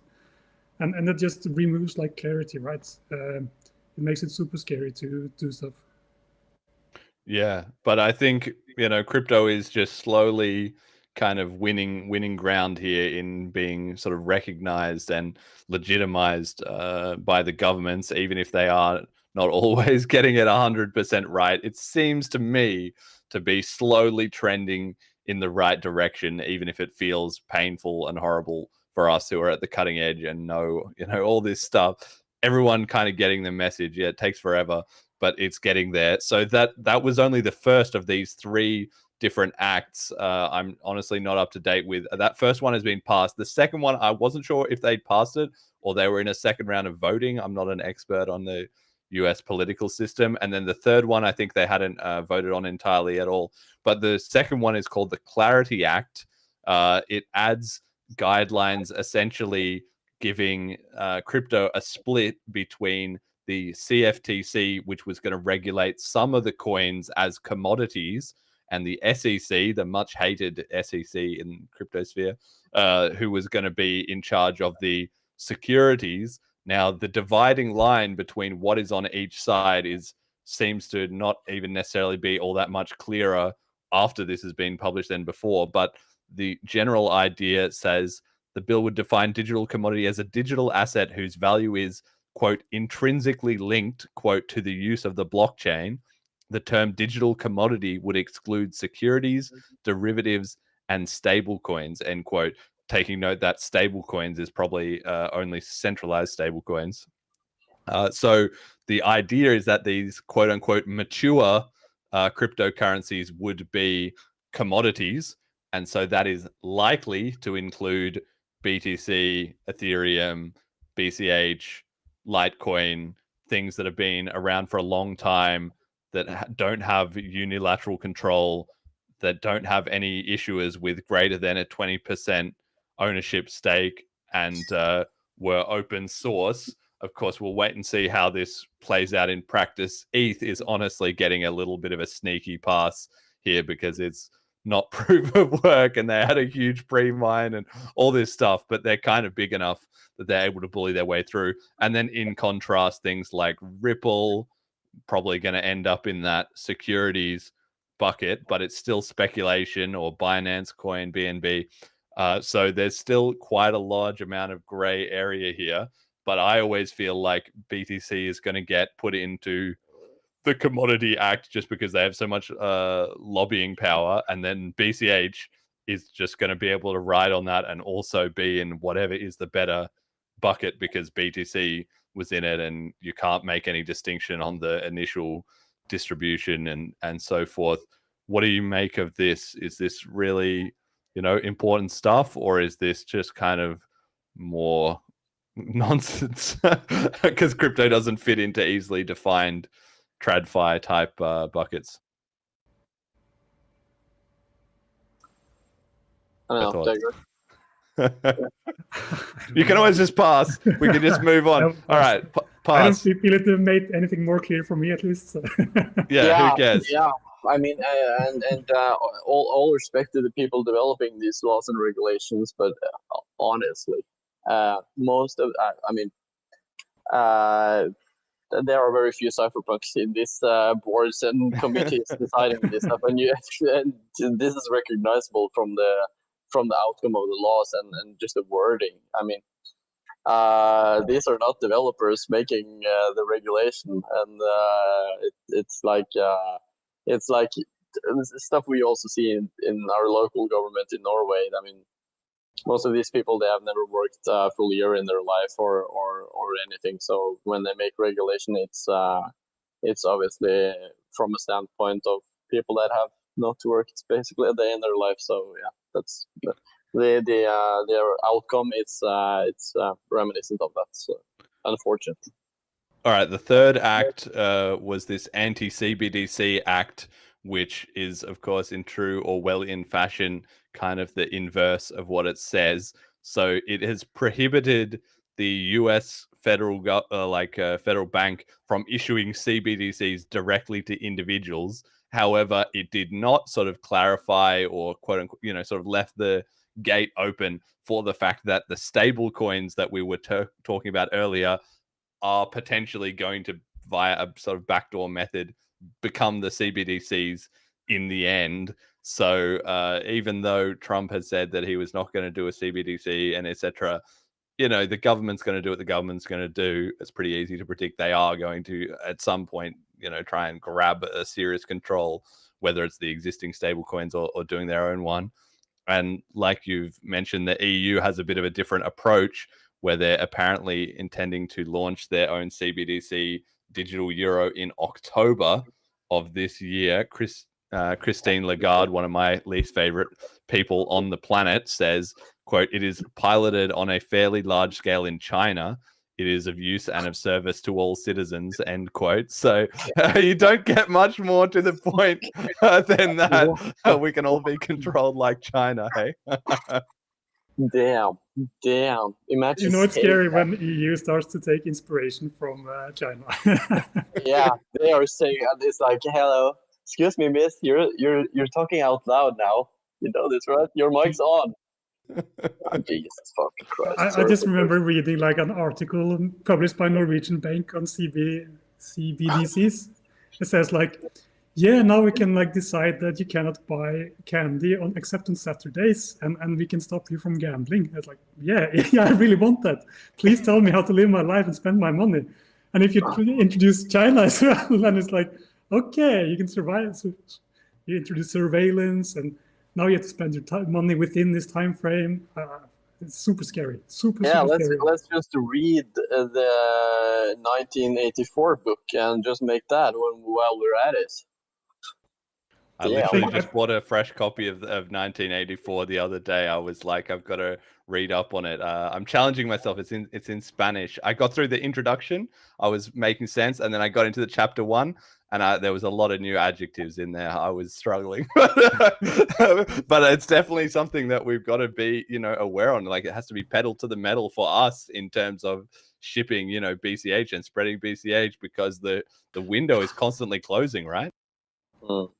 If you want CBDC, you can go on Cauldron. It has the best CBDC code. Yeah. Yes, somebody made a troll one. I think on there.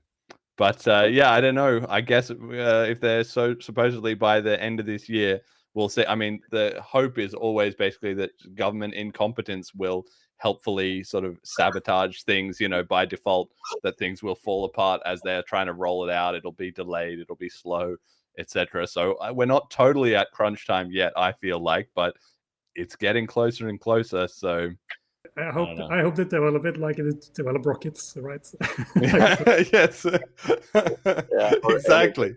Yeah.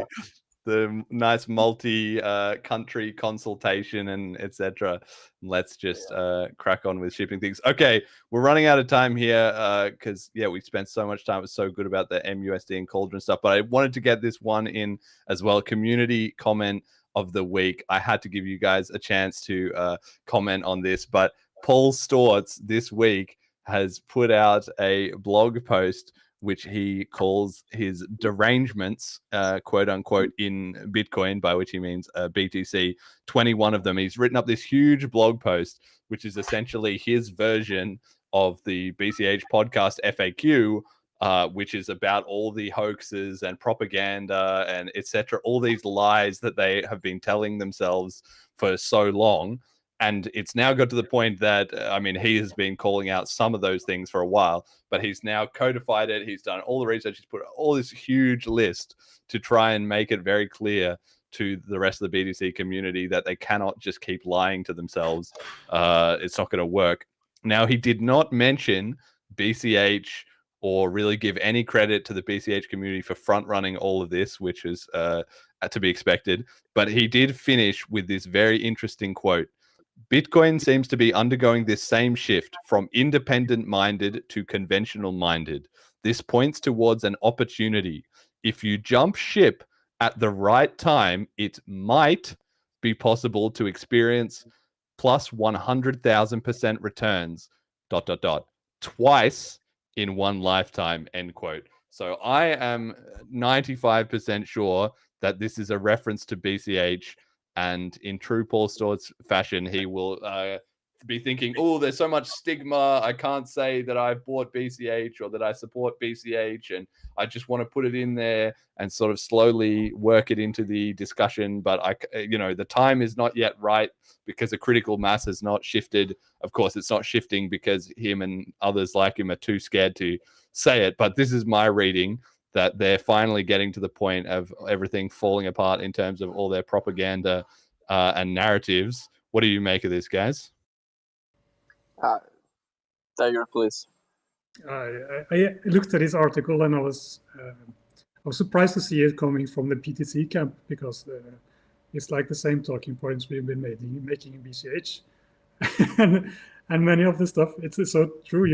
I think maybe you should just open the article and we can argue. I just remember like parallelized development.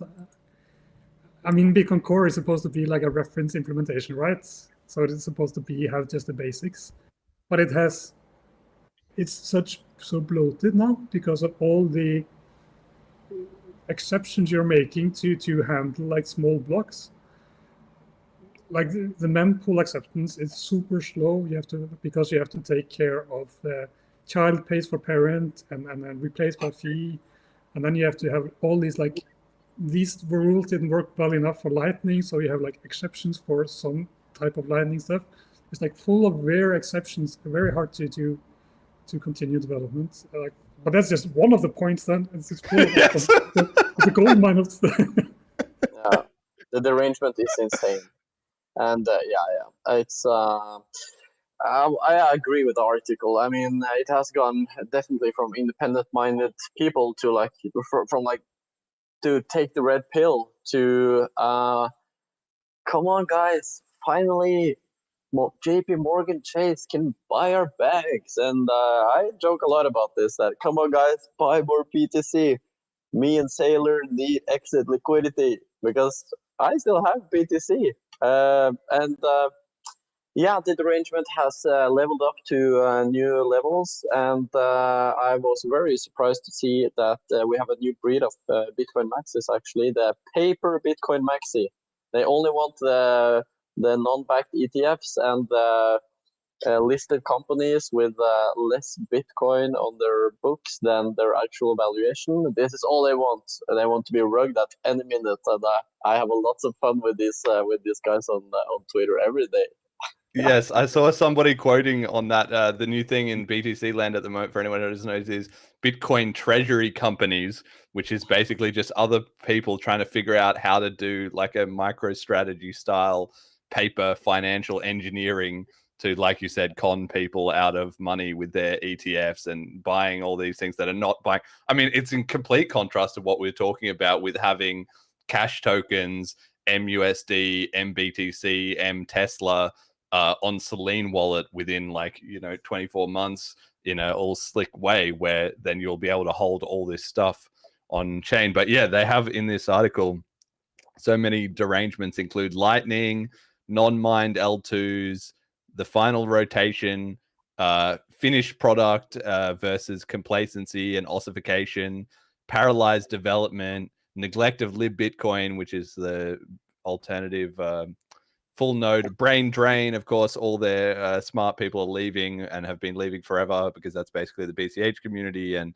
everyone else that didn't follow these hoaxes, the purity tests that we've pointed out on the show before, MEV superstitions, constantly stalling everything, whinging about MEV when their coin doesn't even have enough power to really do anything.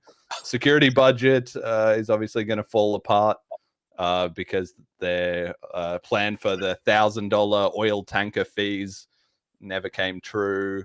Stratum V2, rise of federations. I mean, that's the first step of recovery, is knowing, right? Exactly.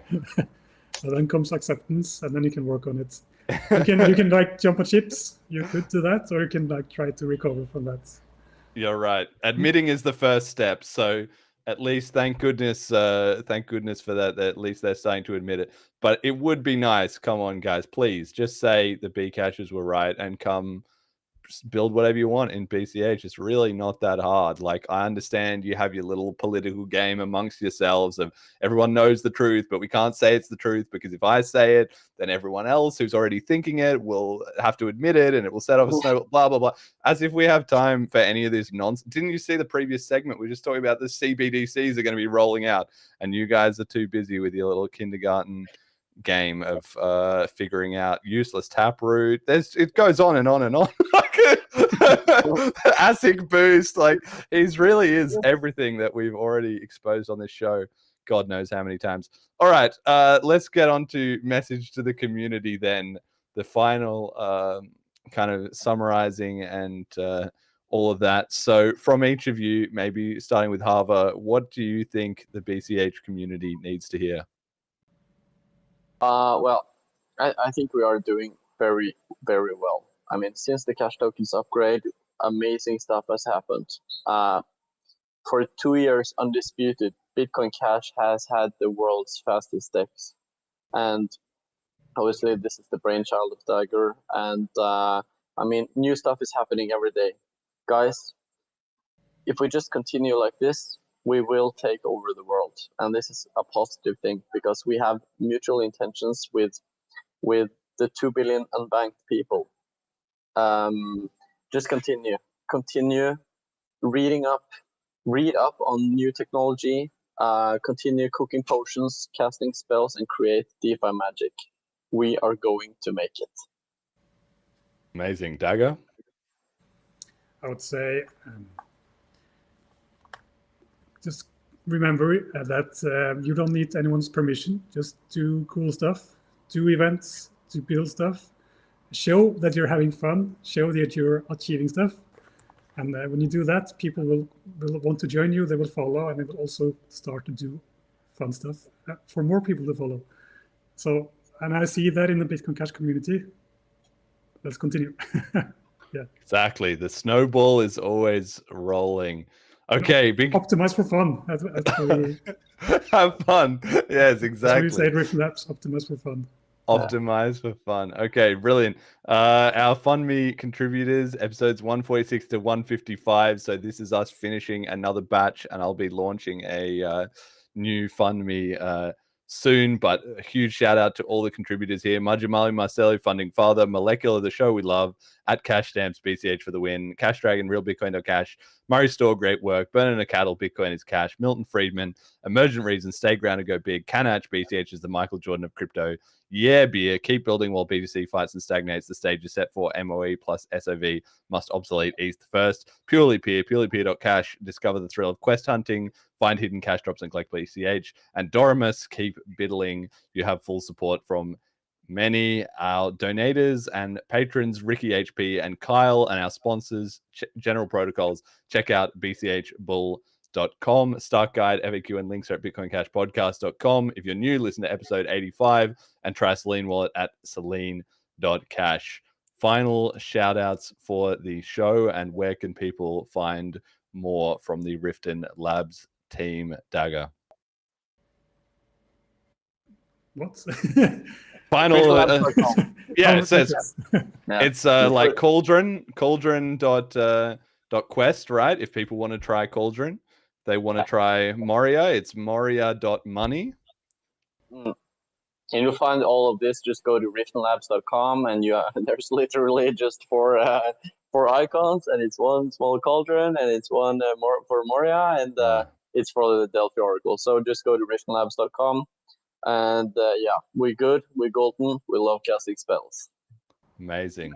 Okay, do either of you have any special shout outs you want to give to anyone in particular, anyone maybe unrelated to Cauldron, anyone in the BCH scene, anyone in the world in general who's doing a good job? You know, tell your mum you love her, anything like that? Yeah, Mom, I love you, obviously, Tina. But maybe give a shout out to you, Jeremy. This thank you. this pod episode has been in the works for like almost 2 years.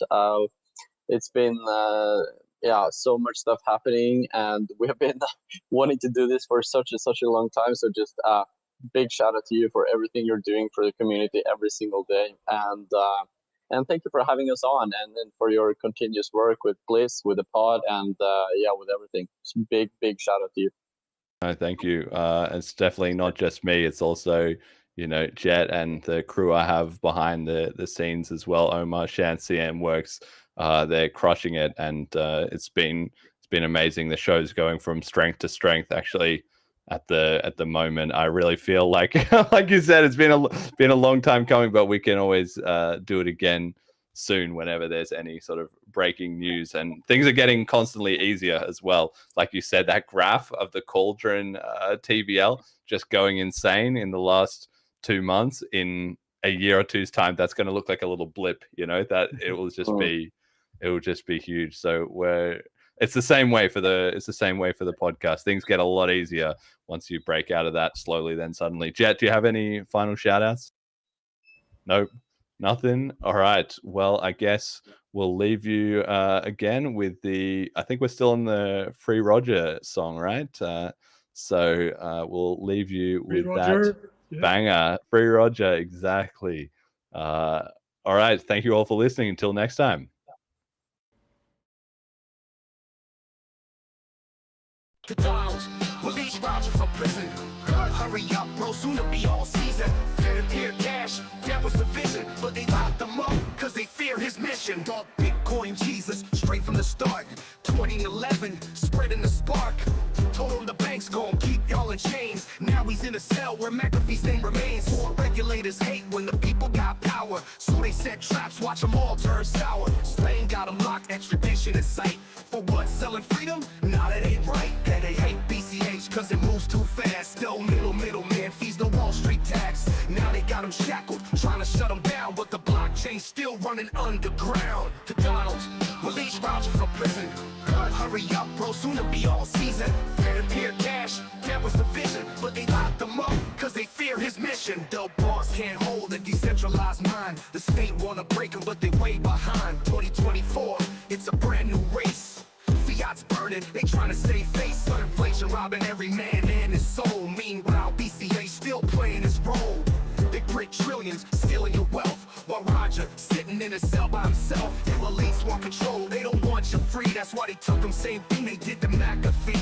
They silenced the ones who exposed the game, but Bitcoin Cash still carry his name. Authorities in Spain have detained Roger for U.S. officials seeking extradition for alleged tax crimes. The same facility where John McAfee was found dead in 2021.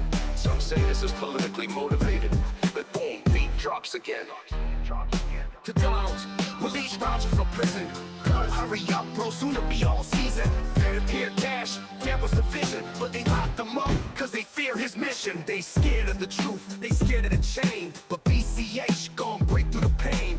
Freedom ain't free, the war ain't done. They took Roger down, but the people ain't won. Roger, free Roger, free Roger, free Roger. Coin, cash is freedom. Roger, free Roger, free Roger, free Roger. Coin, cash is freedom. And the tyranny.